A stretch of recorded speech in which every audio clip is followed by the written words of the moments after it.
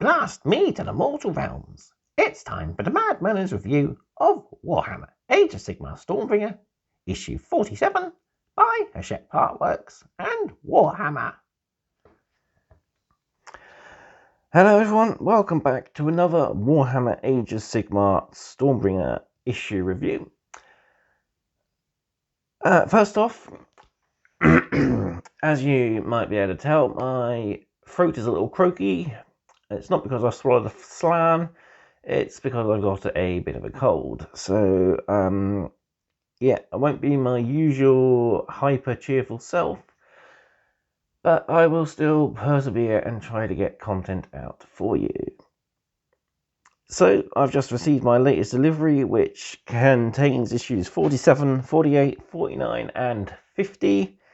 So, we'll start kicking things off with issue 47, and we get a lovely piece of terrain in the form of the Nexus Syphon. So, before we jump into the issue, don't forget to do all the usual. Like this video if you are enjoying the content, subscribe to the channel if you haven't done so already, as we are close to 500 subscribers. And finally, drop a comment down below. Do you have a favourite piece of terrain? If so, let me know in the comment section down below. For me, favourite piece of terrain, probably the Sigmarite bell tower we got from Stormbringer. That could easily be turned into something for Skaven, so yeah, definitely my favourite. Right, let's take a look at issue 47.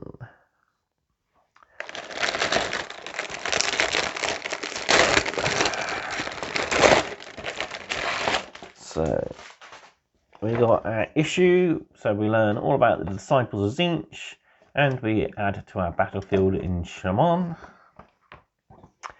And here we have our beautiful terrain piece. So, zoom in just a tad so you can get a closer look at it. It's a rather nice detailed piece. We got the Wheel of Magic on the top there. We got the Sigmarite heads, which are part of the column supports. We've got the actual column supports themselves. Looks like two halves, so you've got a shorter half and a longer half to make up the columns. We got the central vortex dish there.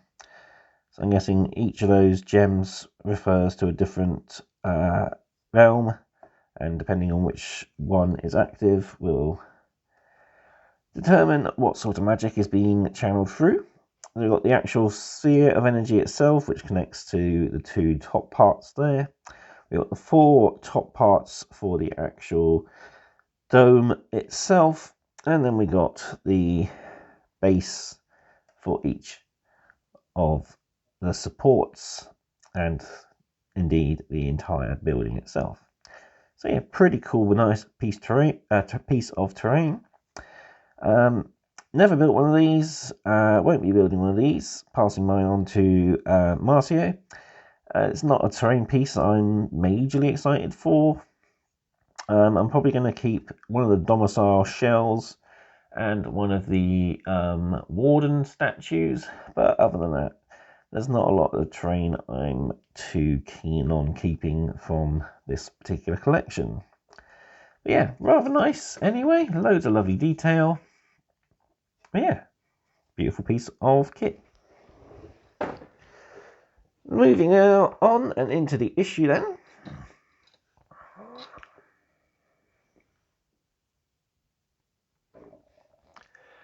So let's take a look. Full contents for the issue. So we have only a single section for our read articles, and that is all about the Disciples of Tzeentch. Collect articles, we have a battlefield in Chamon, and we have the building terrain piece of information, the Nexus Syphon. We build and paint our Nexus Syphon, plus we return to some of our older terrain pieces to add more colours, as we've got new paints. We got a new mission for our scout mission, the Font of Magic.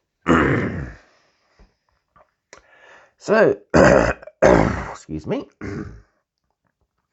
Disciples of Tzeentch. The Disciples of Tzeentch are strange mutants, manic humans, and gibbering demons, all plotting to advance the schemes of Tzeentch, the changer of ways. Tzeentch is a volatile deity of constant change, who uses deceit and manipulation to further his own position amongst the Chaos Gods. So yeah, continuing gaining our knowledge on the demons, disciples of the different gods. We look at Tzeentch. So he's a very manipulative god, as we've mentioned. A lot of his followers have bird-like mutations, or indeed masks with avian demonic-like faces. Yeah. They're very fond of blues and whites for their colour schemes. So we've got mutants in the form of the Zangors here. These are beastmen who are mutated by Tzeentch's magic. And as I mentioned, they got very avian features as well as their normal bestial features. There are many cultists. We see here a Kyric acolyte, a human follower of Tzeentch, with a little demon bird there. We also have sorcerers, so these are one of his greatest sorcerers. I've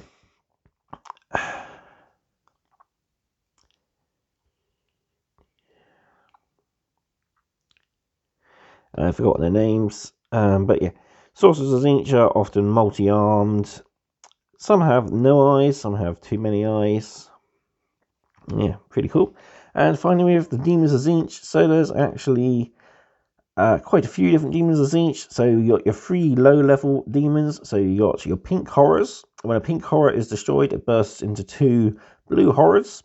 When a blue horror is destroyed, it bursts into 4 brimstone horrors. Next up from that, you have the Screamers and Flamers, who are fast attack type of creatures. And then moving on from that, you've got Greatest Flamers, you've got Exalted Seeker, you got Screamer Chariots, you've got, of course, the Greater Demons, the Lords of Change. Moving on then, we got our battlefield in Chamon. So we take a look at how to create a battlefield in the realm of metal. Deadly wars constantly rage across Chamon, from the unwholesome grot stronghold of Scrapper Spill to the perilous mountains of the impassable peaks. Battles are fought over the realm's abundant gemstone, mineral and metal resources, and over its lands, which are imbued with transmutative alchemical powers. So we've got a region chart here. We have a little bit about the power of metal itself. Then we have our region location. And then we got a map which corresponds to those charts. And you got a little bit of space at the bottom to put your personal notes on Chamon. Next up, as we've got a new piece of terrain, we've got a new battle record for our terrain piece. So this is the Nexus Syphon. The Dawnbringer Crusades bring many pieces of arcane architecture with them. One of the first things to be erected in a new settlement is the Nexus Syphon to cleanse the area around it.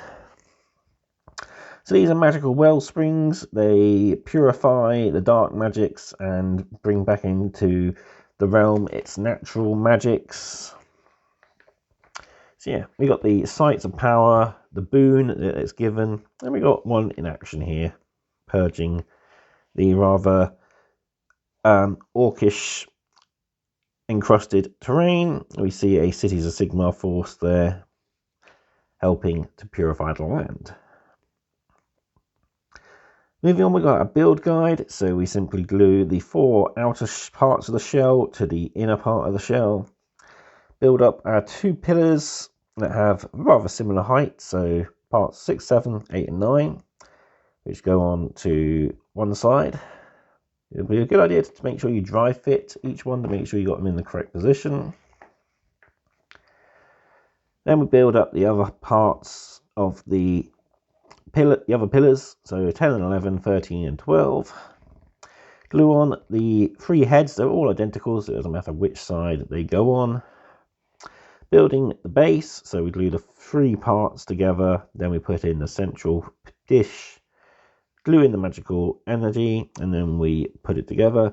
It's a good idea to leave the model in a sub-assembly and then glue the feet down to the base once you've finished painting it all. So moving on to our paint guide for it, we've got a rather basic sort of paint guide. So we want to base coat the entire model with Orruks white. We are then shading the stones base with the Euphonian camo shade. And when the Euphonian camo shade is dry, apply a second shade to the base, this time of Agrax. So we get a nice dark, dirty, browny green colour. Pretty cool. Then we're using Agrax on all the different pillars and the main underside of the dome. Then we want to reapply with a dry brush Orruks white over all the areas, more heavily on the dome but quite light over the stonework. Then we use catch and flesh to pick out the mud and shade that with Nuln Oil. We will pick out the skulls and bones with Skeleton Horde, with Wraithbone, Skeleton Horde, and then a dry brush of Wraithbone. Pick out all the metal component details. So we've got chains, we've got the pick out a lead belcher. Then we've got the grating and all the metal work on the actual siphon filter, siphon dome itself, which we're picking out with Runelord Brass. And finally, we're picking out the central symbols on each of the sections with Retributor armor. Then we shade Nuln Oil over the metal, Agrax over the brass, and Rankin Flesh shade over the gold details. Finally, we return to Orruks white to tidy up areas where we've got the magical energy glowing through, as well as the crystals on the domes. And that's where we are at the moment. So we're going to add more details to it in a future paint guide. But yeah, it's looking good for the moment. We're also returning to our older terrain pieces. Now we've got a fair few new colours. So you'll start with tidying up all the blue with Kantor blue and shading it with Nuln Oil before dry brushing it with Orruks white. We're picking out we are washing the earth with Nuln Oil and tidying up the skull with Wraithbone before applying Skeleton Horde and giving the earth and the bone a dry brush of Wraithbone. For the magical plume, we are picking out the bottom 2/3 of it with Mephisto and red, then dry brushing those areas with Avalanche Sunset. Then we're picking out the cloud at the top with Orruks white and shading that Nuln Oil before giving it another dry brush. While I've got Orruks white out, we're tidying up the tentacles. We go to Avalanche Sunset, tidy up the crystals. Shading both the tentacles and the crystals with Rankin Flesh shade.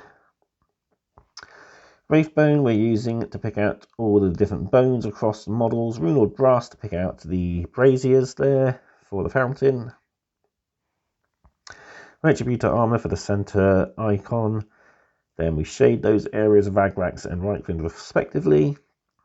We apply a Euphonian camo shade to give a dirty water filling to our fountain. We even bring it up a little bit to show where the line of the fountain used to sit. And there's our current updated terrain, and yeah, it's starting to look really good. Right, moving on then, finally we have our latest battle. So, the Font of Magic. So we got our 2 army options. So the Knight Arcanum and her Praetors are leading a choice of either the Arch Revenant and Ylfari, or 5 True Revenants or Ylfari's Guardians. So yeah, whichever you choose. Personally, Arc Revenant and True Revenants for myself.